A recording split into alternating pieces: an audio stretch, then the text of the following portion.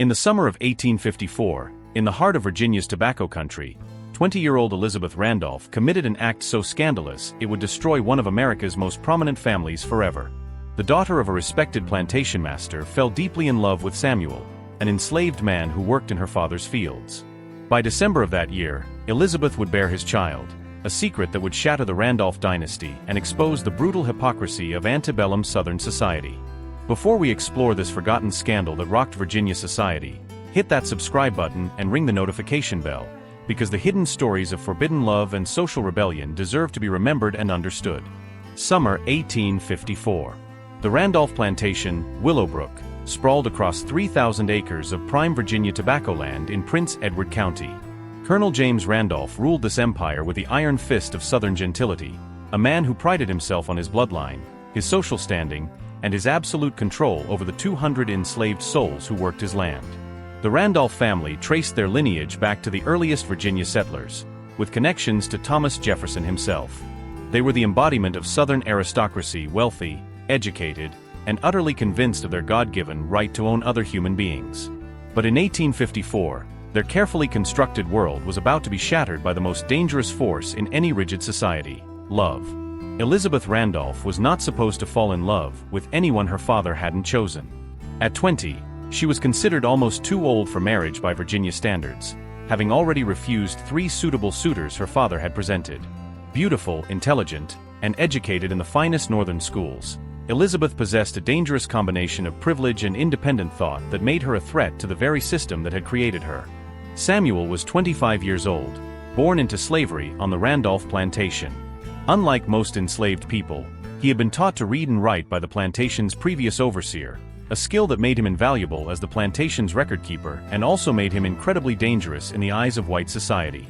Tall, intelligent, and possessed of a quiet dignity that commanded respect even from white visitors to the plantation, Samuel represented everything the slave system was designed to crush, and everything Elizabeth found irresistible in a world full of shallow, entitled young men. Their first meaningful encounter occurred in July 1854, when Elizabeth discovered Samuel reading in the plantation library late one evening. Instead of reporting this violation of plantation rules, she engaged him in conversation about the book, Harriet Beecher Stowe's Uncle Tom's Cabin. What began as a discussion of literature became an exploration of ideas that would change both their lives forever. Over the course of several weeks, Elizabeth and Samuel began meeting secretly in the library, ostensibly so he could help her organize her father's extensive book collection. These meetings became the foundation of an intellectual and emotional connection that transcended the artificial barriers of race and class that defined antebellum Virginia. Elizabeth found in Samuel a mind that could match her own, someone who could discuss philosophy, literature, and politics with an intelligence and insight that none of her approved suitors possessed. For Samuel, Elizabeth represented not just forbidden love, but the possibility of being seen as a complete human being rather than property. Their conversations ranged from poetry to politics, from the growing tensions between North and South to the moral implications of slavery itself. Elizabeth began to question everything she had been taught about the natural order of Southern society, while Samuel dared to dream of a future where love might triumph over law. By September 1854, what had begun as intellectual attraction had deepened into genuine love. Both Elizabeth and Samuel understood the catastrophic consequences their feelings could bring: death for him, social destruction for her, and devastating scandal for the entire Randolph family. Virginia law made any sexual relationship between a white woman and a black man a capital offense for the man and grounds for permanent social exile for the woman. The punishment was not just legal but social. Families had been known to disown daughters completely for far lesser violations of racial boundaries. But love, as Elizabeth would later write in her private diary, recognizes no law but its own. On a warm September evening, as summer gave way to autumn, Elizabeth and Samuel crossed the line from which there could be no return. Their love affair had begun in earnest, setting in motion events that would destroy everything they had ever known. As autumn settled over Virginia in 1854, Elizabeth Randolph and Samuel began their secret relationship with full knowledge of its potential consequences. They met in hidden corners of the plantation, in the depths of the library after the household had retired, and in the tobacco fields where Samuel's work provided convenient cover for their rendezvous. Each stolen moment deepened their connection and increased the danger they faced. Elizabeth began to understand that her privileged position in Southern society came at the cost of denying the humanity of people like Samuel. Samuel began to believe that love might offer a path to freedom that no underground railroad could provide. But in the rigid hierarchy of antebellum Virginia, some boundaries were never meant to be crossed. The love affair between a master's daughter and an enslaved man would test every assumption Southern society held about race, class, and power, and the consequences would echo through generations. October 1854. As Virginia's tobacco harvest began, Elizabeth and Samuel's relationship deepened beyond mere intellectual attraction into profound emotional and physical intimacy.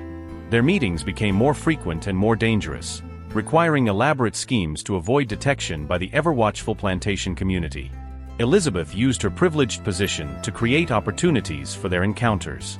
She volunteered to oversee the cataloging of her father's extensive library, giving her legitimate reasons to spend hours in the book-lined room where Samuel helped maintain the family's records. She also began taking long walks around the plantation grounds, timing her movements to coincide with Samuel's work schedule. The couple developed an intricate system of signals and codes that allowed them to communicate across the plantation's rigid social boundaries. Elizabeth would leave specific books in designated locations to indicate when and where they could meet safely. Samuel used his position overseeing other enslaved workers to create diversions and alibis that protected their secret. Their relationship transcended physical attraction, becoming a meeting of minds that challenged everything both had been taught about their respective places in Southern society.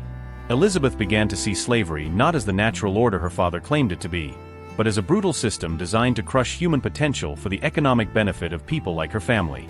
Through Samuel's eyes, Elizabeth witnessed the daily humiliations and violence that maintained the plantation system.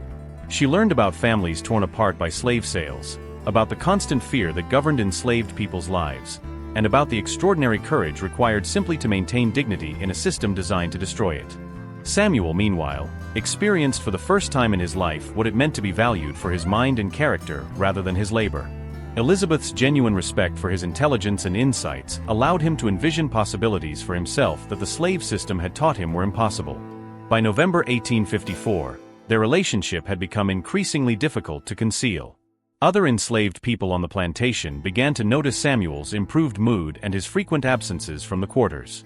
Some were supportive, understanding the rare opportunity for happiness in their brutal world, but others worried about the catastrophic consequences that discovery would bring to the entire enslaved community. Elizabeth's behavior also began to attract attention from her family and the white community. Her mother, Margaret Randolph, noticed her daughter's sudden interest in spending time in areas of the plantation where she had never shown interest before. Elizabeth's rejection of yet another suitable suitor prompted concerned discussions among the extended family about her increasingly difficult behavior. Most dangerously, the plantation's overseer, William Morrison, began to suspect that something unusual was happening. Morrison was a cruel man who maintained discipline through violence and intimidation, and he prided himself on knowing everything that occurred on the plantation. His growing suspicion of Samuel put the entire relationship at risk. The first crack in their carefully constructed secrecy came when Elizabeth's personal maid, Ruth, discovered love letters Samuel had written to Elizabeth. Ruth, an enslaved woman who had served the Randolph family for 20 years, faced an impossible choice between loyalty to Elizabeth and fear for her own survival. Ruth's discovery created a complex web of complicity and danger. She knew that revealing the relationship would likely result in Samuel's death and Elizabeth's social destruction, but concealing it put her own life at risk if the affair was discovered by others. The knowledge became a terrible burden that threatened to destroy multiple lives. Elizabeth attempted to convince Ruth to keep their secret, promising her eventual freedom and financial security. But both women understood that such promises had little value in a system where enslaved people had no legal protections and white families could change their minds about manumission at any time. In December 1854, Elizabeth discovered she was pregnant with Samuel's child. The pregnancy represented the ultimate violation of Virginia's racial boundaries and carried consequences that went far beyond their personal relationship. A mixed-race child born to a prominent white family would create a scandal that could destroy the Randolph family's social standing forever. Elizabeth faced impossible choices. Bearing the child would expose their relationship and likely result in Samuel's execution and her own social exile.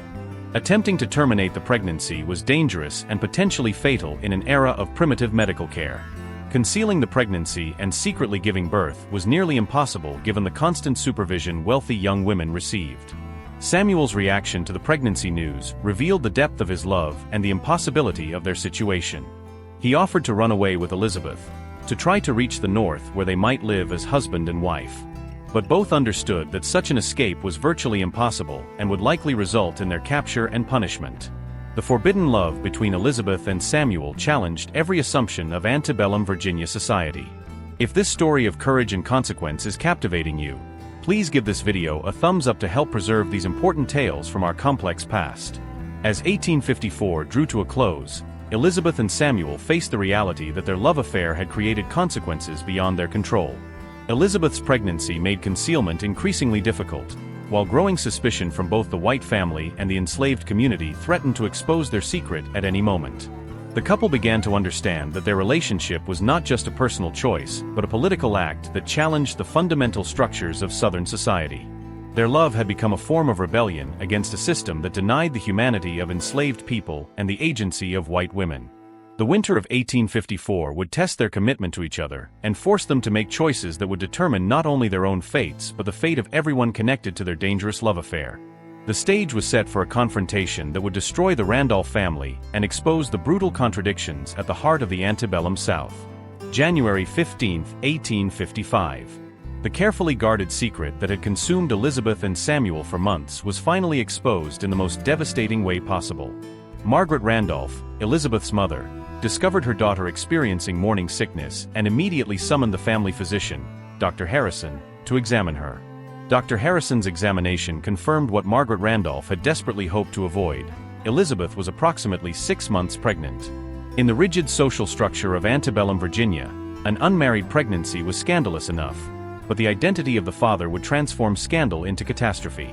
Initially, the family attempted to manage the crisis quietly. Colonel Randolph confined Elizabeth to her room and began urgent negotiations with potential husbands who might be willing to claim the child as their own in exchange for a substantial dowry. But Elizabeth's refusal to name the father or agree to a hastily arranged marriage raised suspicions that the situation was far worse than simple premarital indiscretion. Colonel Randolph's interrogation of his daughter revealed the full extent of the scandal.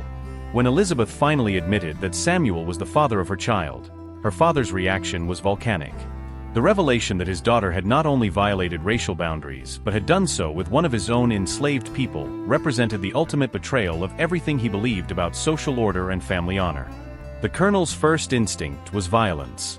He immediately ordered Samuel to be brought to the main house, where he planned to have him whipped to death as an example to other enslaved people. But Elizabeth's threats to reveal the affair publicly if Samuel was harmed forced her father to consider more careful options. Margaret Randolph suffered a complete nervous collapse upon learning the truth. The woman who had spent her life maintaining the social position of the Randolph family understood immediately that the scandal would destroy everything they had worked to build. The family's social standing, their business relationships, and their political influence would all be casualties of Elizabeth's relationship with Samuel. Colonel Randolph convened an emergency meeting of the extended Randolph family to discuss how to handle the crisis.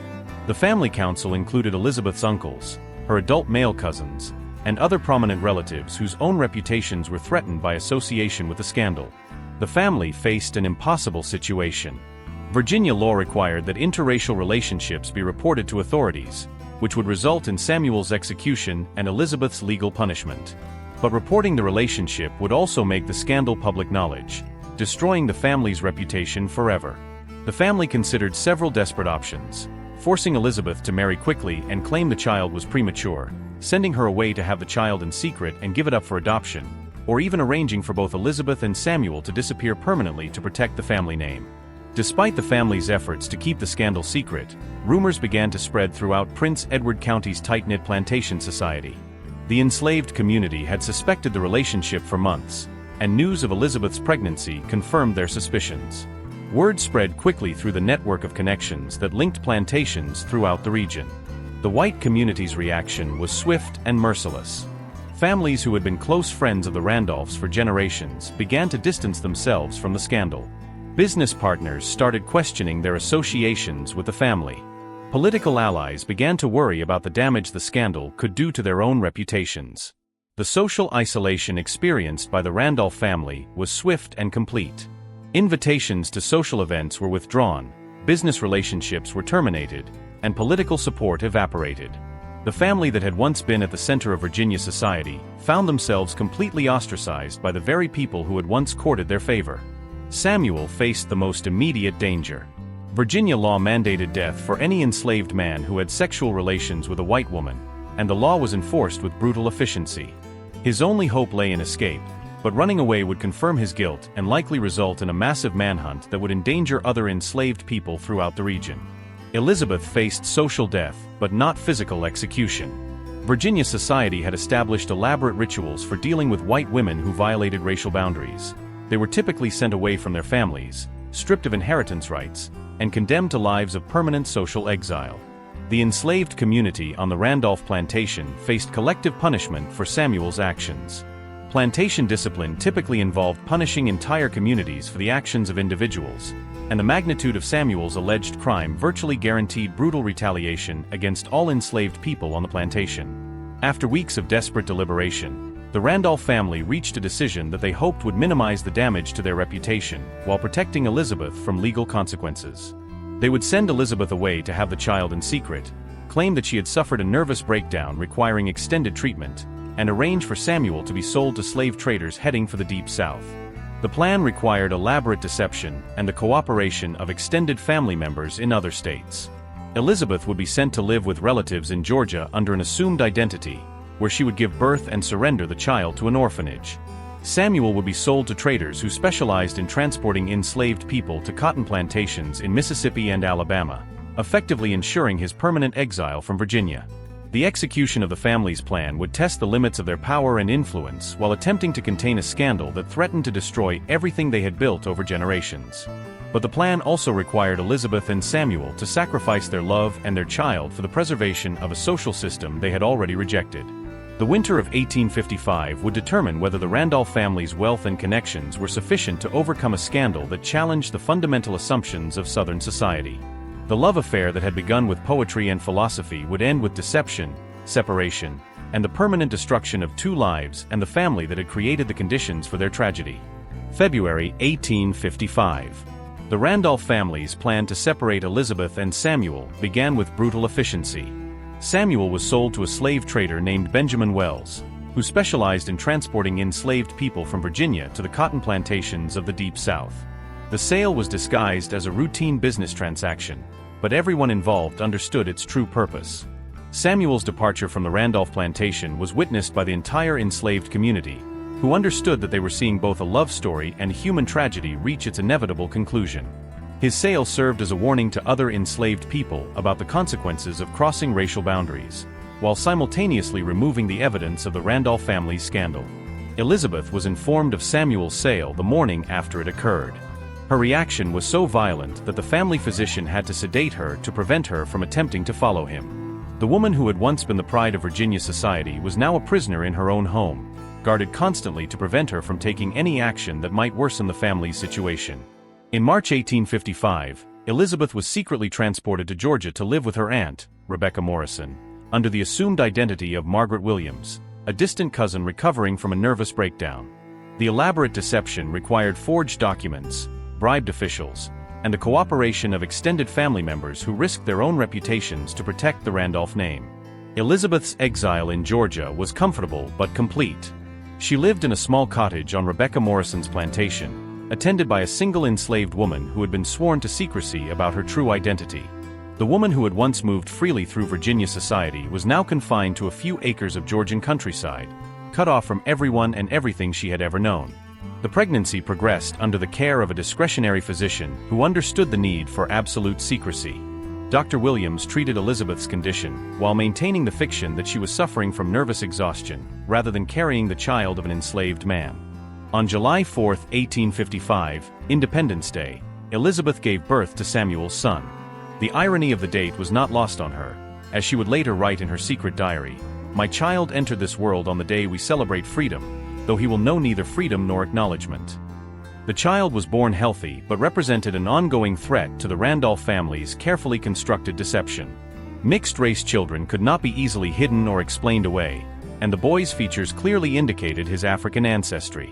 The family faced the terrible choice of what to do with a child who embodied their deepest shame. Elizabeth desperately wanted to keep her son, but the family's plan required the child's immediate removal. Rebecca Morrison had arranged for the infant to be taken to an orphanage in Charleston, where he would be raised as a free person of color with no knowledge of his parentage or his connection to one of Virginia's most prominent families. The separation of Elizabeth from her newborn son was the cruelest aspect of the family's punishment. She was allowed to hold him for only a few hours before he was taken away forever. The woman who had defied Virginia society for love was forced to surrender the living proof of that love to protect the very system she had rejected. Elizabeth's mental state deteriorated rapidly after losing her child. The combination of social isolation, separation from Samuel, and the forced surrender of their son pushed her to the brink of genuine mental collapse. The nervous breakdown that had been fictional became all too real. The child was transported to Charleston and placed in the care of the Colored Orphan Asylum, where he was given the name Thomas Freeman, a surname chosen to reflect his legal status as a free person of color. He would grow up knowing nothing of his parentage or the scandal that had surrounded his birth. In October 1855, Elizabeth returned to Virginia under her real identity, supposedly recovered from her nervous breakdown. The family announced that their daughter had overcome her illness and was ready to resume her place in society, but the reality was far different. Virginia society was not prepared to forget or forgive the scandal that had surrounded Elizabeth's mysterious illness. While the specific details of her relationship with Samuel remained officially secret, enough rumors had circulated to make her a social pariah. The woman who had once been courted by the finest young men in Virginia now found herself completely unmarriageable. The Randolph family's social position had been permanently damaged by the scandal. Colonel Randolph found his political influence diminished, his business relationships strained, and his family excluded from the social circles they had once dominated. The price of concealing Elizabeth's scandal had been the destruction of everything the family had worked generations to achieve. The tragic love story of Elizabeth and Samuel reveals the human cost of a system built on racial oppression and social control. If this forgotten chapter of American history is moving you, please share this video and subscribe for more untold stories that shaped our nation. Elizabeth never married and spent the remainder of her life as a virtual recluse on the Randolph plantation. She devoted herself to teaching enslaved children to read and write, an illegal activity that represented both her ongoing rebellion against the slave system and her attempt to honor Samuel's memory. The Randolph family never recovered their former social prominence. The scandal had exposed the fragility of their position and the conditional nature of their acceptance by Virginia society. Within a generation, the family that had once been among Virginia's most powerful would be reduced to minor landowners struggling to maintain their property. Samuel's fate remained unknown to Elizabeth for the rest of her life. Sold into the anonymous horror of Deep South cotton cultivation, he disappeared into a system designed to erase the individual identity of enslaved people.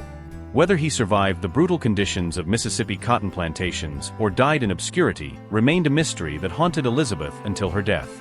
The love affair between Elizabeth Randolph and Samuel had challenged the fundamental assumptions of antebellum Virginia society and paid the ultimate price for that challenge. Their story represented both the possibility of love transcending artificial boundaries and the brutal power of social systems to crush individual rebellion. The scandal that destroyed the Randolph family exposed the hypocrisy and fragility of Southern society's racial boundaries. It demonstrated that the system of slavery required not only the oppression of African Americans but also the strict control of white women, whose agency threatened the entire structure of patriarchal and racial dominance. Elizabeth and Samuel's love story would remain hidden for more than a century, buried in family papers and suppressed by a society that could not acknowledge the humanity and dignity of those who challenged its fundamental assumptions about race, class, and power. The scandal that destroyed the Randolph family remained officially secret for decades, but its effects rippled through Virginia society in ways that revealed the true nature of antebellum social control. Other plantation families quietly tightened restrictions on their daughters' activities, instituted more rigid supervision of enslaved people, and developed new systems to prevent similar violations of racial boundaries. Elizabeth Randolph lived the remainder of her life as a living reminder of the consequences of challenging Southern society's racial order. Never marrying, never bearing another child, she became a cautionary tale whispered among Virginia's elite families about the dangers of allowing women too much independence or education. The family's desperate attempts to conceal the scandal created a web of secrets and lies that poisoned relationships for generations. Elizabeth's nephews and nieces grew up knowing that their family harbored some terrible secret, but never learning the specific details that had destroyed their social position. Elizabeth spent years attempting to discover what had happened to Samuel after his sale to the slave traders. Through a network of underground railroad connections and sympathetic abolitionists, she tried to trace his movements through the Deep South cotton plantations where Virginia slaves were typically sold. Her search was hampered by the deliberate anonymity of the interstate slave trade, which was designed to prevent enslaved people from maintaining connections to their previous lives. Samuel had been sold under a false name and transported to plantations where his Virginia origins were unknown and irrelevant. The few clues Elizabeth uncovered painted a grim picture of Samuel's likely fate. The cotton plantations of Mississippi and Alabama had mortality rates that made Virginia tobacco cultivation seem humane by comparison. Most enslaved people transported from Virginia to the Deep South died within 5 years of arrival, victims of disease, exhaustion, and brutality.